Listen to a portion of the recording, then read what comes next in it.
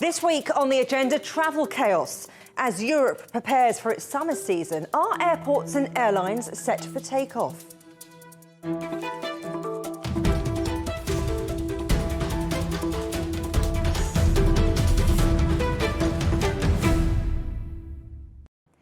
Europe's trade body for airports, Air Council International, says delays are inevitable at two-thirds of European airports this summer, with many travellers facing their plans being cancelled altogether. But with lockdowns largely lifted and most COVID tests scrapped, why are we still struggling to get around? When countries imposed lockdowns, demand for travel hit a record low, prompting mass redundancies across the sector. Aviation lost 2.3 million jobs globally during the pandemic. As many as 1 in 2 jobs in business travel were also at risk at the pandemic's peak. Since COVID rules were lifted, the appetite for travel has surged, but acute staff shortages mean the sector's struggling to keep up with demand. On top of that, in Europe, it's a sector often on strike for higher wages. Already this summer, industrial action has hit Charles de Gaulle Airport in Paris, several airports in Italy, and Scandinavian airlines, whose pilots recently decided to abandon their cockpits in Norway, Sweden and Denmark. So how can Europe save the summer? Well, governments have called on airlines to cancel flights in advance to limit the chaos at airports. Lufthansa has already cancelled more than 1,000 flights for July, and Gatwick Airport in the UK has slashed its summer capacity. As others follow suit, it's thought around 1 in 10 flights will need to be scrapped. Meanwhile, Europe's racing to hire thousands of new staff to cope with what's being dubbed revenge travel as people try to make up for holidays lost during the pandemic. Airports in Germany, France, Spain and the Netherlands are offering perks like pay rises and bonuses for workers who refer a friend. But hiring and particularly training new staff takes time, with industry analysts warning every second counts to prevent the chaos continuing beyond the summer peak. So let's first find out what the situation is on the ground and speak to Gordon Dewar, who's the CEO of Scotland's busiest airport, Edinburgh. Good to see you, but look, cancellations, delays, queues, lost luggage, ruined holidays. Whose fault is this uncomfortable situation when it comes to flying? Is it the airports? Is it the airlines? Is it the tour operators? Or is it, as some say, Brexit? It's all of the above. None of us have got the numbers of staff we'd like, which means that, we're having to rely upon people going the extra mile. It means that the service levels aren't where we'd like to be. That goes across the campus, whether it's us as an airport, whether it's the handling companies, whether it's the retailers, whether it's the airlines themselves. We've seen, huge issues around that. Then on top of that, we're a complex system. We are dependent upon aircraft coming in from all over Europe and beyond. If air traffic control in Europe's a bit sticky, then people come off schedule, and that adds to the challenges. So, it's no fault in the sense that, these are complex systems and everyone's doing their best in difficult circumstances. But as you mentioned, Brexit means that one of the challenges of recruiting is we don't have European people that we can get into employment. So there's one resource or one possible solution to recruitment not available anymore. That's certainly not helping, but it's not the predominant cause. It's a combination of lots of things, largely the fact we've gone from a standing start to 80% of 2019 in 4 months flat. Why isn't the industry scaling up fast enough? Because it doesn't happen overnight. It was only February that we had the restrictions taken off. Now, despite that, we've been in full recruitment mode since October 21. So we weren't, we took what I think at the time was actually quite a brave decision to assume that this summer was going to be busy and started tooling for it. So we, in terms of recruitment from way that back, but from putting a job advert out to having a trained security employee that's been certified and has got the pass that goes through government checks as well as all the things we have to do is typically 4 or 5 months. So, when you're starting in October. The first people that we were recruiting and bringing in were starting in February when we were still at a standing start. But this is an incredibly complex set of circumstances where, people's confidence in aviation back in December would have been pretty patchy when we were going into Omicron and further lockdowns. So we're doing everything we can in our power, but it's a very tight labour market. It's a very challenging environment to be working in. And in the circumstances, I think as an industry, I think we've done pretty heroic things getting to where we are, but it's nowhere near the level of service that we want to be offering. Looking back then over the turbulence of the last few years, do you think that the industry cut back too far during the pandemic? Well, first of all, hindsight's a great thing, isn't it? So if we'd known everything was going to pan out, we might have done some things differently. We might have maybe done less cuts if we could be with confidence at the time we had to make these decisions, know what was going on. But equally, I think a lot of businesses might not have survived it. We were in 2 years of full lockdown, where we had virtually no demand or very low demand over that time. And equally, it was changing by the day. I think the government would now acknowledge that the Omicron restrictions that put on for international travel only, we were all fighting for survival. Edinburgh Airport alone lost £100 million over the last 2 years. If we hadn't taken some of these cost reduction measures, we might not have been here at all.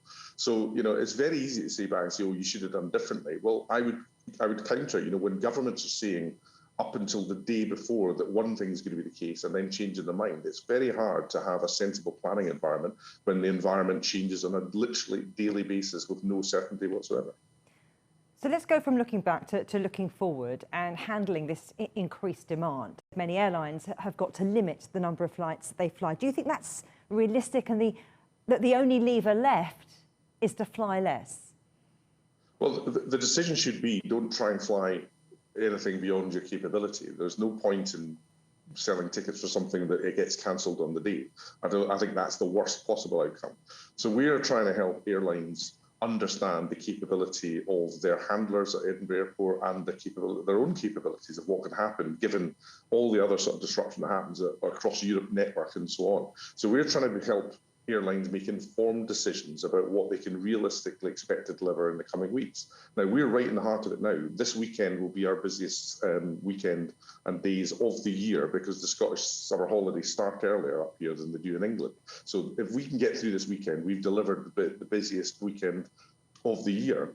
But we've got to keep that up for 2 months. So what we're just encouraging airlines to be is be realistic. Listen to what their handling companies are telling them, if they are telling them about their capabilities, and let's make sure we deliver what we promise rather than disappoint on the date. Do you worry that the sector's become less attractive to job seekers? And I also wonder what you're doing specifically at Edinburgh Airport to lure job seekers in. So we've got no problem getting people applying for jobs, and we've got a really strong pipeline now. We're pretty much up to our full complement. We'll be completing that by about mid-July. So we've not got a problem getting people in. The problem is when you start from such a low base and you've got so many jobs to fill with training capacity, government referencing capacity, all these things, it doesn't happen overnight. So I'm not concerned about us being an attractive employer at the airport. I think aviation is a phenomenal place to work and build a career and be successful in. I think the variety of roles, I think, is there to be won again. And while confidence in the sector has undoubtedly taken a dent over 2 years when we were in stand down, I think that will come back really quickly. It's a great place to work.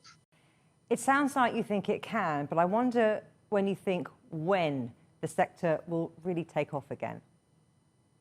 Well, it has taken off. I mean, our problem is over demand, not a lack of interest. We're within 4 or 5 months of the biggest lockdown we've ever seen in history. We're back to 82% of previous demand. That says that there's no shortage of demand. Our challenge is getting levels of service back to where we want to be so that people can look forward to coming to the airport rather than worrying. A big part of the challenge is people are coming much, much earlier because they worry. That actually adds to the problems. So we need to get people back confident that the service levels at the airport are going to be great. So what we can do this year is make sure we disappoint as few people as possible and give people reassurance that if you've got a seat, you've got a ticket, we'll get you there. That's the primary first level of service. And then we can build from there as we get out of the summer peak, and we can use the winter to get us back to standards of service that we can genuinely be proud of again. So there may well be a return to that golden age of travel. Gordon Dewar, CEO of Edinburgh Airport, thank you. I'm certain of it. Thank you. So that's the view of the airports, but what impact are the current troubles really having on the rest of the sector? Joining me now is the Senior Vice President of the World Travel and Tourism Council, Virginia Messina. Thanks ever so much for coming on the programme. First of all, I'd like to know your take on this chaos we're seeing in airports around the world.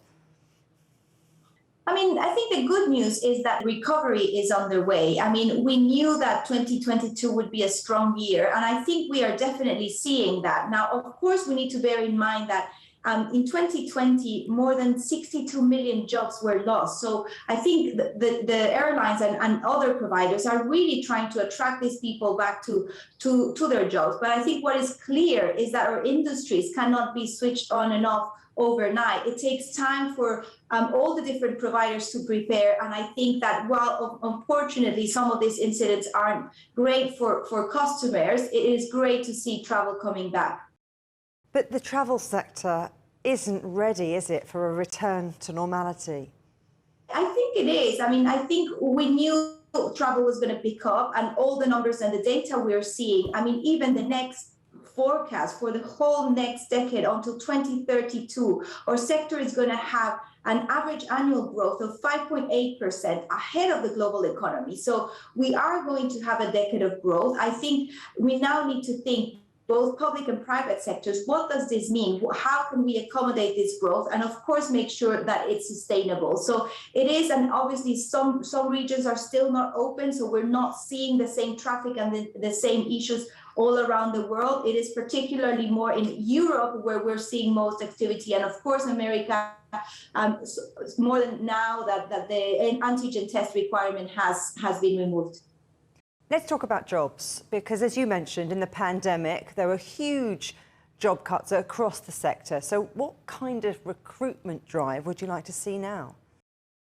So absolutely. I mean, job losses were, as we said, really, really hard during the pandemic. So more than 62 million people walked away of the sector. And obviously furlough schemes and all of these different initiatives really helped. But I think the challenge is, how do we bring these people back? And I think the other slight challenge is how the world has changed, how technology has advanced, how customers and consumers are now looking for more flexibility, shorter windows of booking. So perhaps some of the current jobs need to change, and we already know of companies that are adapting, that are rethinking some of their models, introducing more part-time or flexible working or even apprenticeship. So there is a lot happening in terms of workforce, but I think that the biggest challenge will be to make sure that we attract and retain some of these people and some of these employees. The sector needs investment. So let's talk a little bit about capital investment, because certainly over the pandemic, budgets got tightened. Do you see things picking up again? I mean, what are you hearing from investors and how deep their pockets might be? Absolutely. I mean, of course, another area that suffered a strong hit during the pandemic, but we are seeing light at the end of the tunnel. We know that again over the next decade there will be steady investment growth, and what are investors looking at as you were saying? I think it's a lot now linked to sustainability. So what we have been hearing is that countries or cities that have or that are taking their climate action seriously will be able to attract investment in a more effective way. So obviously in the past, you're looking at political disruption or less risk in that sense, obviously in incentives and infrastructure and other things, which are still relevant. But I think sustainability has taken a bigger stance when it comes to attracting investment.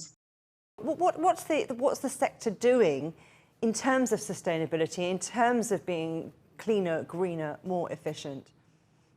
Yeah, I mean, absolutely, this is something that has accelerated really during the pandemic, is that awareness of how we need to really take this seriously. And all of our industries are very, very diverse. They have different challenges. Some are more fossil fuel dependent, but of course, there's a lot of technology and technology advancements happening to achieve some of these things like biofuels, sustainable aviation fuels that will really help or sector achieve this transition. But I think the other aspect is that now both policymakers and consumers and everyone's really thinking about this holistic approach to sustainability. So it's not just about climate and net zero, it's also about nature and its biodiversity, but more importantly so, it's also about the huge social impact. So making sure that there's positive benefits to the communities, that tourists consume local when they're traveling, that obviously they're employing local people, and all of these really important social aspects,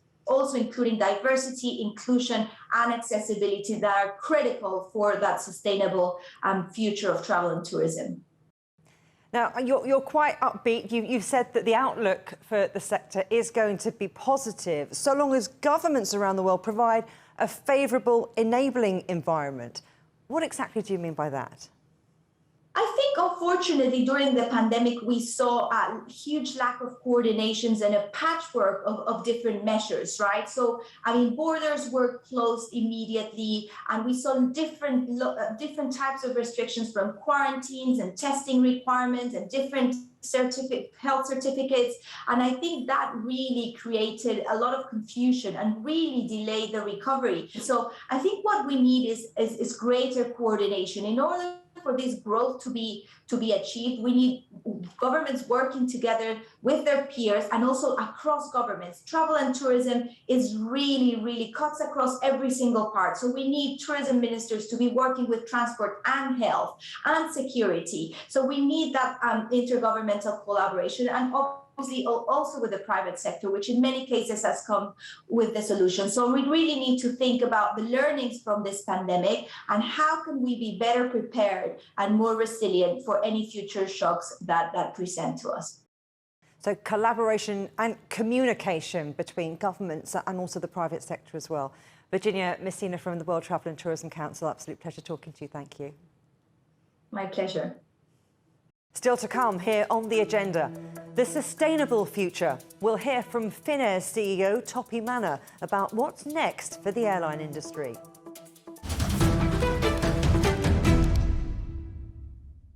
Roger, repeat loud and clear. We can try out the wild and the crazy ideas. Nothing can stop an idea whose time is coming. This idea is coming. I actually feel quite comfortable in isolation. We should all be very basic when we're trying to save the world. Oh, We hope it will happen. We have to live in hope.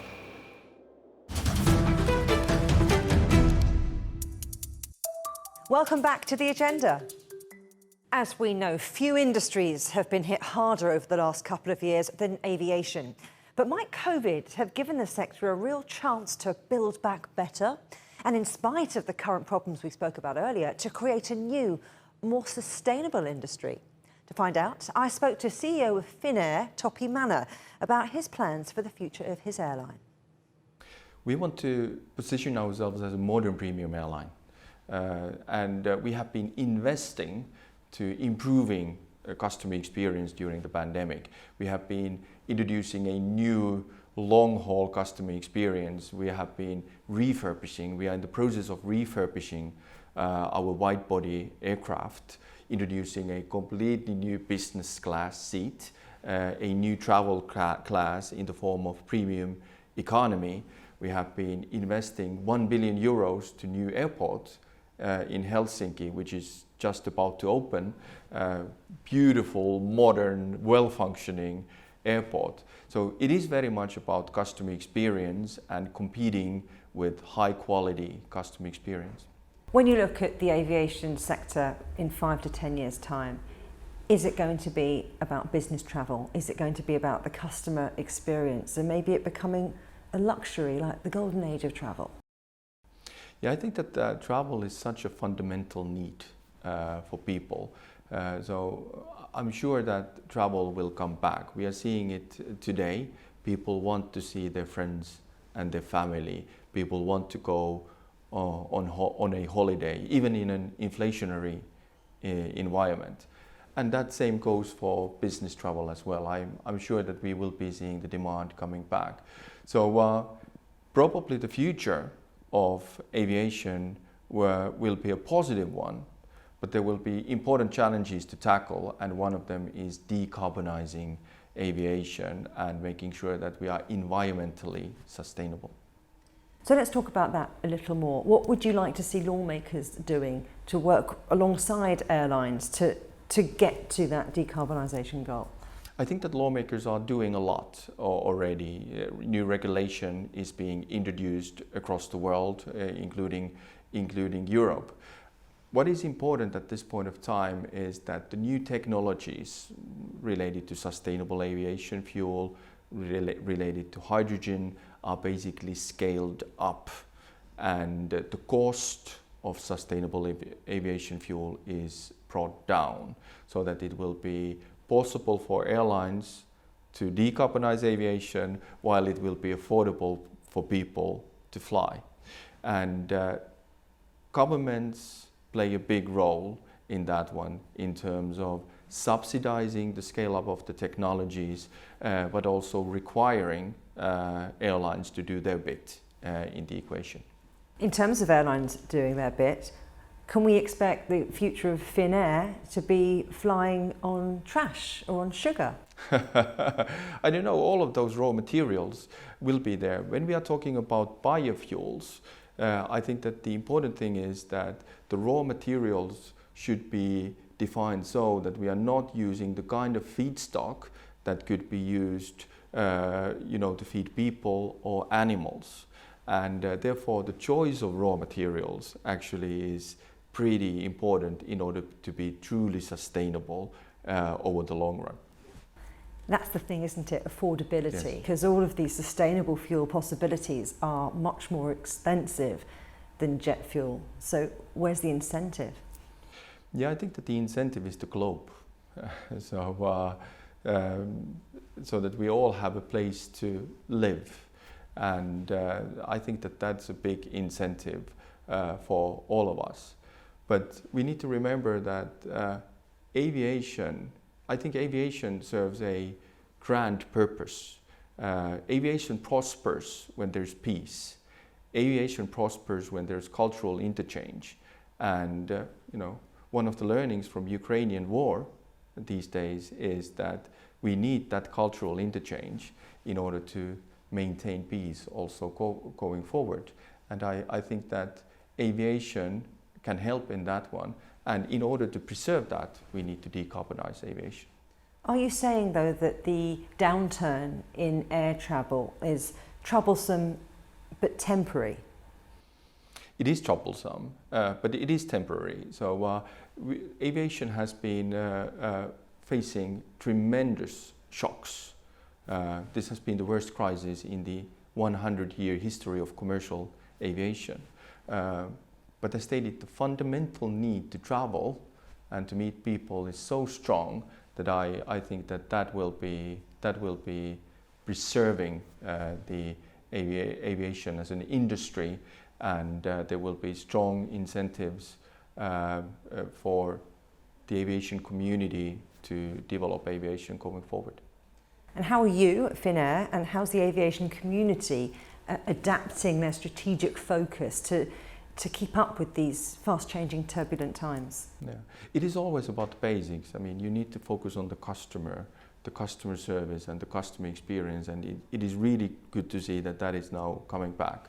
It is about the sustainability, but then it is also about the sustainability of operations, so that we can make sure that our flights come on time, the flights are not cancelled, and always about safety in this industry. You talk about delays, you talk about high fuel costs, high operational costs. These are all challenges that the industry faces all the time. So what's it going to take? What can you realistically achieve in your tenure and beyond? Yeah. Well, I think that we have already done a lot. So what we as a company now need to make sure is that we adapt to the reality of Russian airspace closure, and we make sure that we implement all those strategic focus areas that we have set ourselves to do in terms of customer experience, in terms of sustainability. And that, together with coming out of the financial hardship of the pandemic, will be a tall order, and there's a lot of things to do for us in Finnair, but also for the aviation community at large. What about technological innovation, smart airports, digital infrastructure? Where does that all fit into Finnair's vision and where the industry's going? Yeah, I think that this industry is generally changing quite a bit in terms of how we form the offerings to the customer, how we get direct access and interaction with the customer. Selling through website instead of travel agency channels, being truly a business to consumer type of company rather than business to business type of company.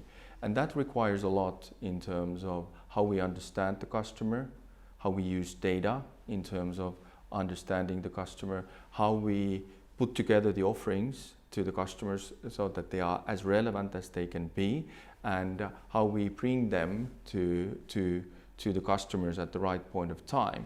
And that is where digitalization and data come into play. And we, as a company, we are investing quite a bit to this transformation and have been also taking significant steps forward during the pandemic. How have you accelerated that drive towards digitalization? Because it is more than just having an app and being able to do it on the phone, playing catch up with others in your industry, with your peers. Yeah. What's going to take you to the next level? People.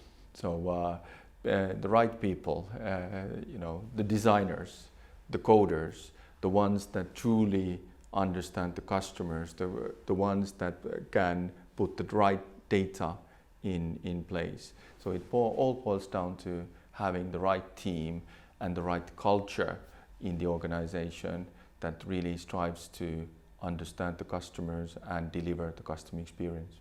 Having the right team, having the right communication, those sound like things that make business sense for any industry, not just for aviation, not just for airlines. I want to talk about something that's moved up the priority list, and that's energy security, because you want to obviously combat carbon emissions, you want to combat consumer inflation. Energy security is important, isn't it? It is. And I mean, if we look at the challenge of decarbonizing aviation, if we look at synthetic electric fuels, if we look at hydrogen, I mean, all of those processes that are needed to produce future fuels require a lot of electricity and require security of supply in terms of low-cost electricity, carbon-neutral electricity. And therefore, in discussing decarbonization, security of supply of energy is of utmost importance. What's the Finnair fleet of the future going to look like? Are we talking hydrogen-powered jets, electric ones that sort of plug in when they come into land? Yeah, I think that the jury is a bit out on that one, actually. So currently, whether we are betting on sustainable aviation fuels with current engine technologies, or whether we are betting on hydrogen with new engine technologies, is a debate at the industry, and I think that it will be extremely intriguing to learn more about that. And I think that when we go a little bit further, then we in Finnair also will be sort of forming our view on this important topic. Okay, well, it's been an absolute pleasure talking to you, Topi. Thank you very much. Thank you very much. Thank you. You can watch every episode of The Agenda in full on CGTN Europe's YouTube channel. And for exclusive extra content from me, my guests and the rest of the team, don't forget to check out The Agenda Show on TikTok. Coming up on a future agenda, as inflation booms and interest rates rise, are we heading for recession on a global scale? But for now, from me, Juliet Mann, and from all the Agenda team here in London, goodbye.